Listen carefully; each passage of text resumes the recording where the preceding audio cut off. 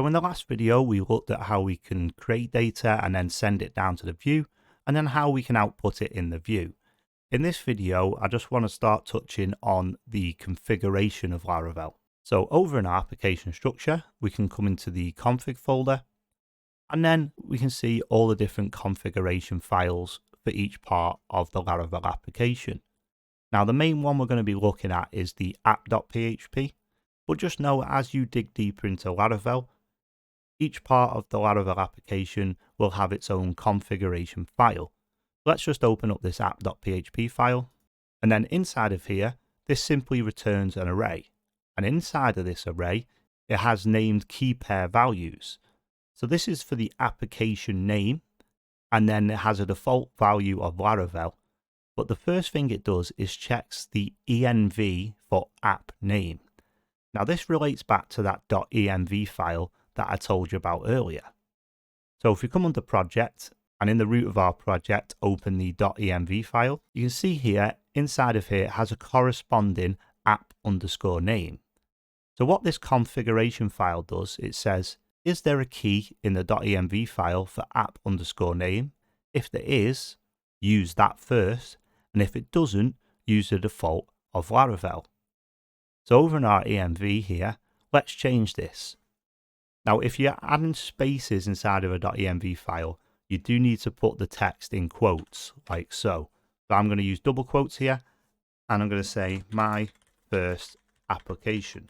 So now in this configuration, when we access it, app name is set in our env file.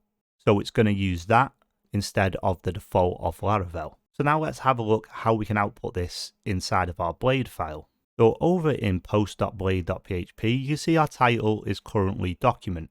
And if we have a look in our browser, you can see up here in the tab, it's currently set to document. Now let's use our app name we just set in the configuration. So over in our Blade file in title, let's open up our double curly braces, and we can access this using the config helper method.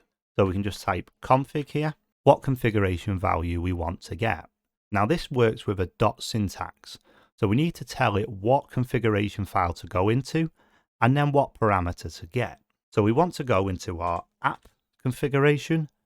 And again, if you just remember correctly, inside of config, there's all these different configuration files. So if you wanted to get a database config, you type database here instead. But we're going to use the app for now. So we can say app dot, and we want to get the name. Now let's save on this and refresh in the browser. So let's refresh this.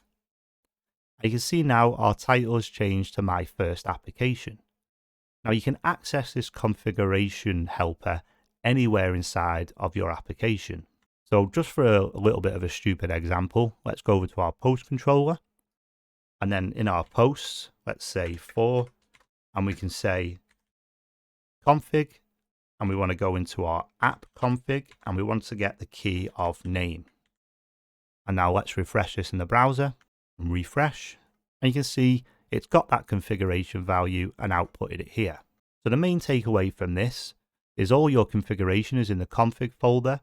You will mostly be using the app configuration until you start deep diving into some of the more powerful Laravel features. And the second thing to note is your .env file is where Laravel will first look, and if it doesn't find the value there, then it'll go into the configuration and see whether it can find a default value instead. So let me just show you how that actually works to get it in your head. So in our .env, let's just delete this for now and save on that. So the app config is going to look in the env file for app name, but it's not there. We've just deleted it. So it's going to use the default of Laravel. So let's try this out in the browser. So let's just refresh this now. And you can see our title's changed to Laravel, and also the fourth parameter here is also Laravel. Let's quickly just put that back in. So in our .env, I'm just going to undo that and save. And then back over in our browser, you can see it's updated that because it's got the value from the .env file.